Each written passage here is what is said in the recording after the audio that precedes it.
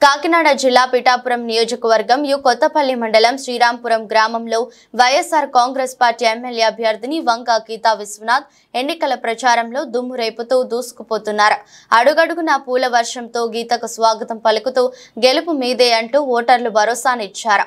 అమ్మ, అక్క, చెల్లి, అన్నయ్య, తమ్ముడు అంటూ ప్రతి ఒక్కరిని ఆమె పలకరిస్తున్న తీరు ఓటర్లకు ఆప్యాయత అనురాగాలు ఇక్కడే కనిపించాయి.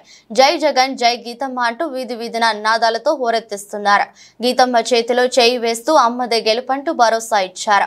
ఈ సందర్భంగా వంక గీతా విశ్వనాథ్ మాట్లాడుతూ గ్రామంలో ప్రతి ఇంటికి వెళ్లి ప్రజలను కలుసుకుని పేరు పేరున పిలుస్తూ ఫ్యాన్ గుర్తుపై ఓట్లు వేసి గెలిపించాలని ప్రజలను కోరారు.